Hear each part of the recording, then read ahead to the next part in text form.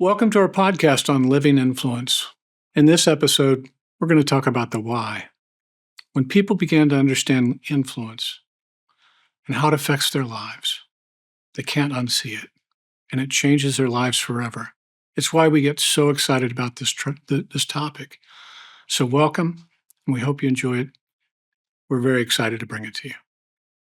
Welcome to the podcast on living influence. And today we just want to start by talking about why a podcast? Why are we doing this? And just a little bit of background. My friend, my mentor, Bill Thrall, 3 years ago, after having been working in ministry and working with leadership for over 60 years, he said, "Scott, I think I have another book." Right? I did, yeah.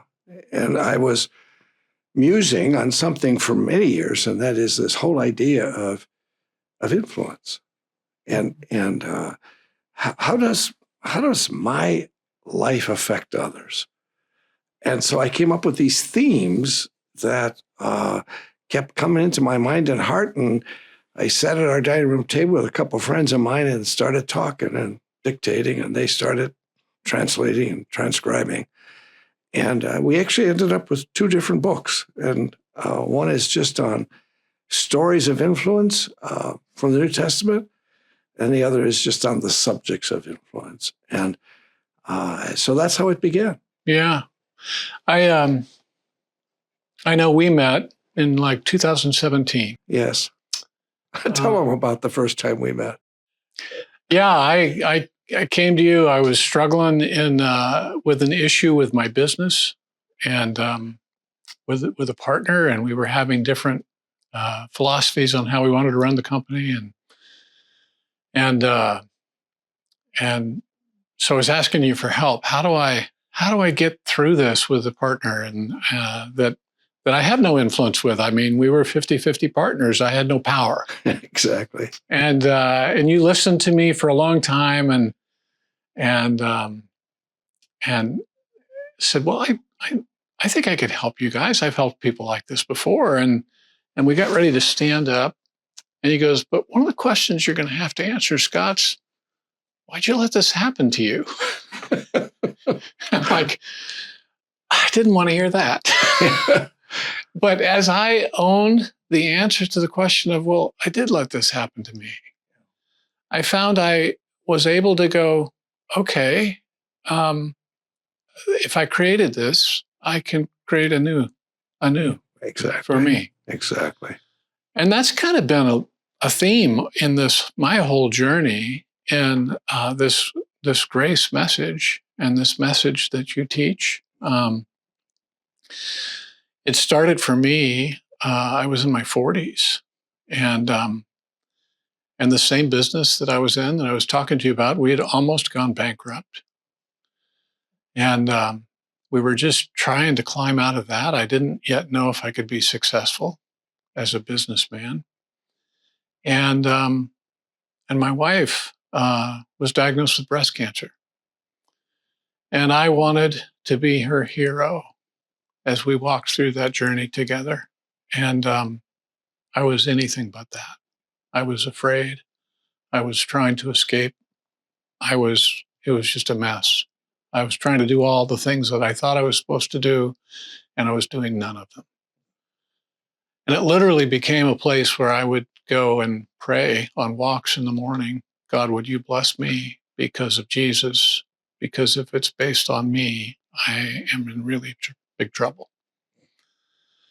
And so I found the book of Galatians in the middle of that journey and started to see that actually things were different than I had thought. In fact, they were almost opposite. And faith was by sanctification. Sanctification was by faith, not by hard work. And Paul just hits that directly. And it wasn't long after that I found your guys' material. Yeah. And you guys had a way to talk about it that made me look less like a heretic. Well said.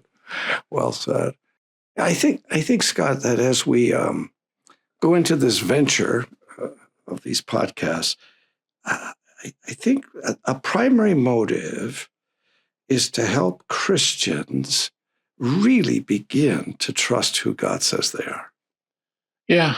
A majority. And why is that so important? Well, because unfortunately, What happens? A majority of the church is hearing a theology that effort equals godliness. Mm-hmm. And those who are less effective are less godly. As you know, we wrote a book some years ago now called Beau's Cafe, and it introduced us to an audience that I honestly didn't know, but we got hundreds of emails. And the number one complaint about our book from all of these people was this: how can you guys be about teaching grace and be for the church? Right. As if those two dynamics were total opposites. Like the church is not the place of grace. You have to find grace apart from the church. Hundreds and hundreds of people. In fact, someone has estimated that the de-church, not the unchurched, the de-churched in America is in the millions. Right. Disenfranchised Christians. I mean, I'm in my 60s and I know so many people yes, that are like, I love God, I'm a believer, but I just can't do that church thing anymore. Right. And so what happens is, another big reason we want to be able to do this influence dynamic is because when I do not see myself correctly, all of my relationships will suffer. In fact, my view of me is the greatest influence or the greatest expression of my influence. My view of me. My view of me. Nothing is more important. Who I am speaks into my influence more than anything I'll ever do. Yeah, it's like, it's an interesting thing to ask someone, what do you think God would say about Scott Boyd? Yeah. And have them answer that question. Yes. Because so often the answer is so telling. Yeah. And thank you for that, because what it says to us then is, if it's true, think about my words, if it's true, the majority of the church, that means most Christians, do not have a grace-based view of who they are. Right. They have a salvation by grace and a sanctification by works. And in the sanctification by works, they view themselves as a fully depraved sinner. Exactly. Whose needs to work on their sin to become godly. Right. And so what we want to be able to do is encourage our audience. Let me just say this. I'd like to have us think together about a problem and a promise. Is there a solution to my problem? And is there an ability to deliver on my promise? Right. Jesus just modeled what I just said.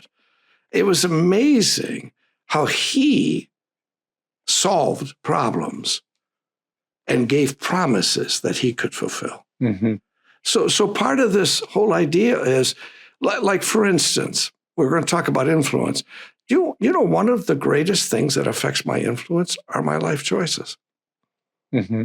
And do you know that if I still see myself as a sinner, that my shame interprets my life choices? Right. So it's coming to grips with this. Am I willing, so to speak, to look over my shoulder and the only influence that I'm having on others? I was working with some leaders in India. So Go ahead. Am I willing to look over my shoulder? Yeah, and own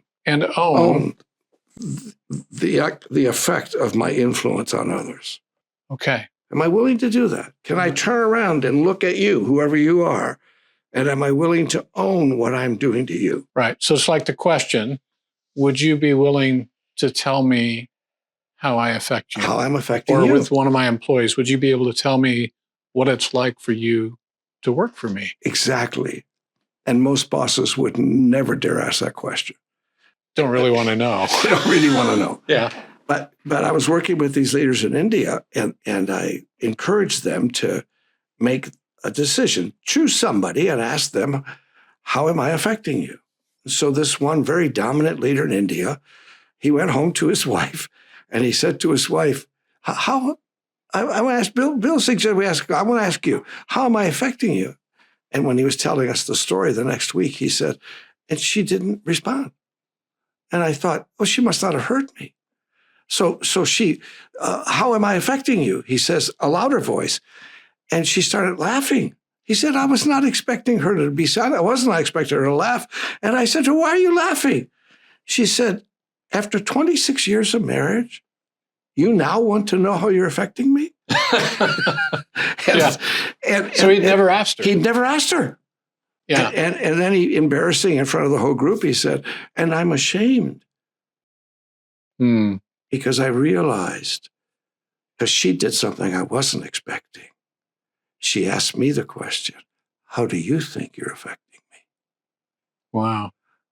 He said it was very hard, very, very hard. So as we spend our time now in this realm of influence, these are the things that come to my mind. How do my life issues affect my influence? How do my life choices affect my influence? How do the life lessons affect my influence? Yeah. How does my person affect my influence? How do my convictions affect my influence? And oh, by the way, let's talk a lot about what in the world is influence.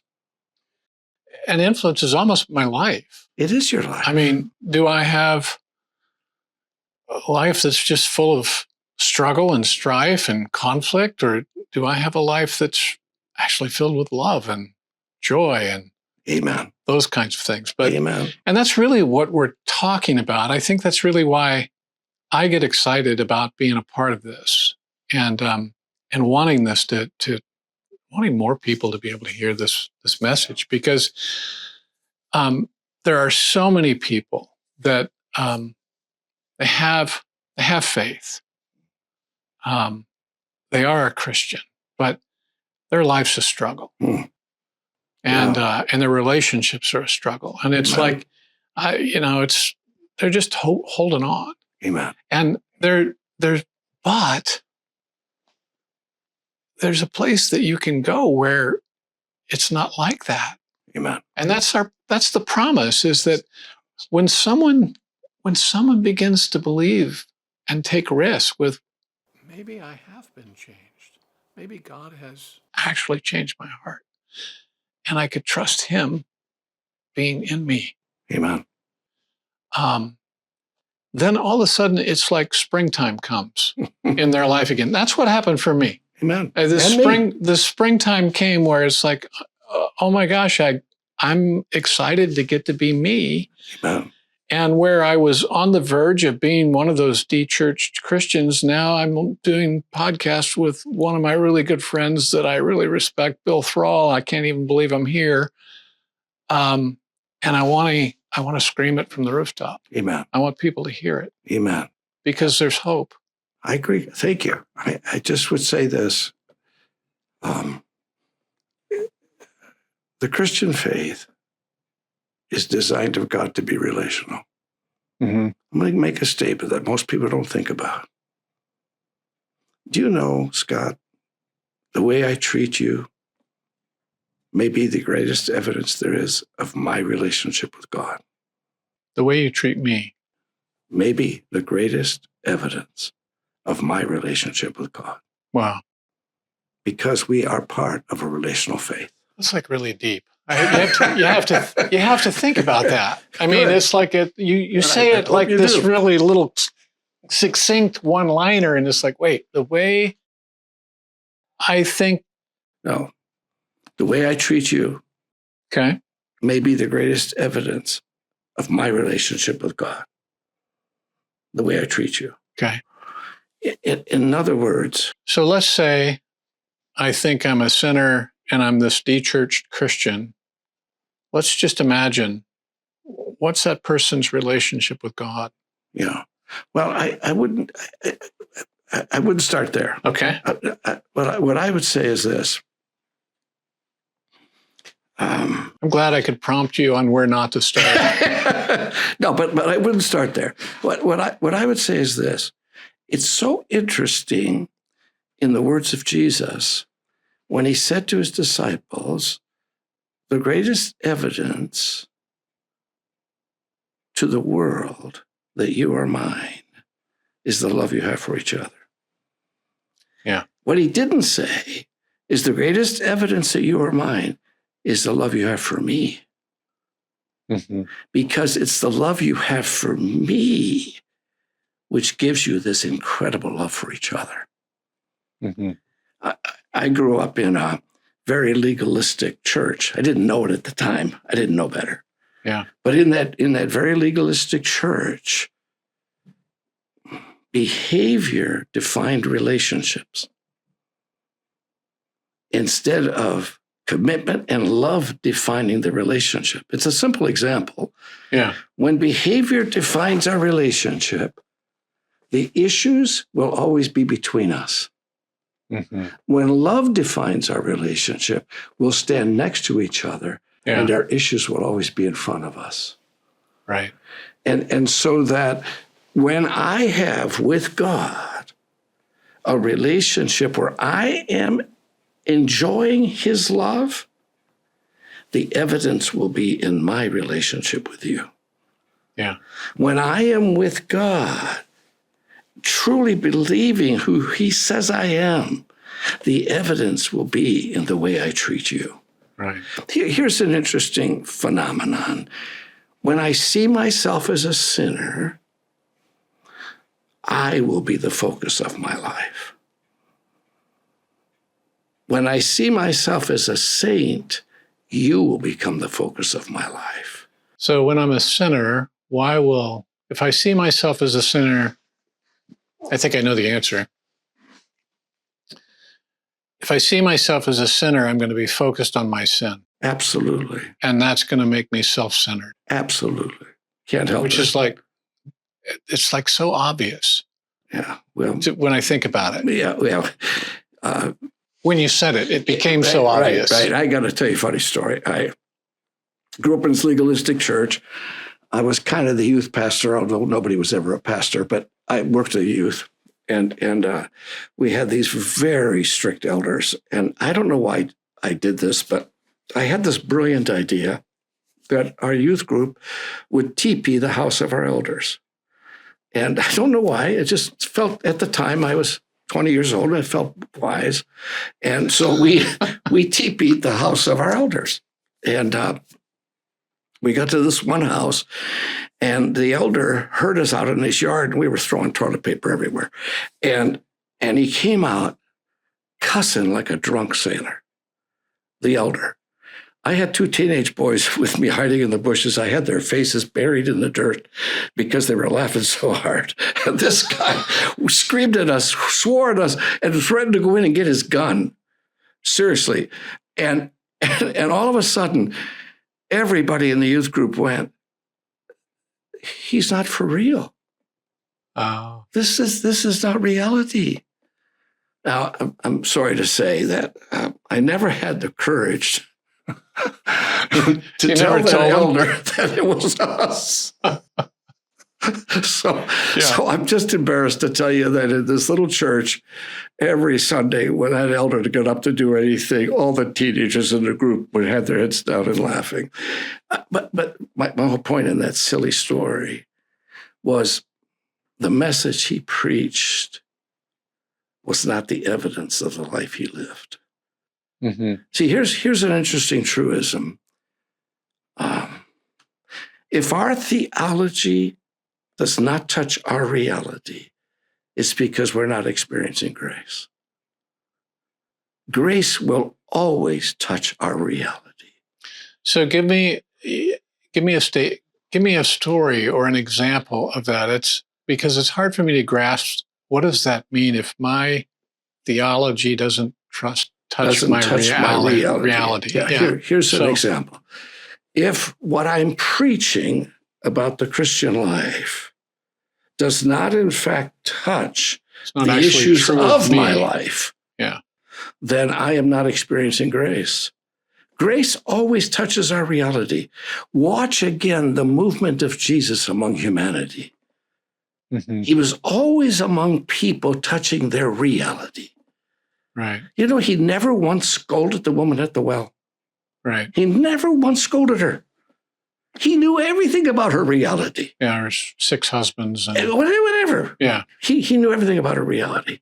So here's a lesson for us as we talk with everybody about influence. Am I able to look past your behavior to discover your person? Listen carefully, so that we can deal with your reality. Mm-hmm. Never assign a person with an issue to the solver of the issue. Say that again. Never send a person with an issue home to solve their issue. Mm-hmm. If they could solve it, they would have done it by now. So instead, come alongside them and ask a critical question. What are we going to do about this? Critical question. Mm-hmm. But the question demands participation. Right. So as we think about this influence time, let's keep thinking about these words. What is the effect I'm having on others? And what are the core dynamics that create my influence? And the reason that's important is because a person with good influence can create around them. Is it? Yeah, I would say this. It's almost too simple to say, but I'll say this. Our influence as Christians is designed by God in 2 primary areas. Ephesians chapter 4, a primary area of our influence is for the building up of the saint. A primary area of our influence, the Great Commission, is for the redemption of the sinner. Mm-hmm. And we are gifted of God for those 2 realities. Thank you for listening to the podcast. We're really glad that you're here. We'd love to know that you're here. And so if you could leave a comment, we would appreciate that. But more importantly, if you know someone that should listen to this or hear it, we would love for you to share it with them. Thanks again.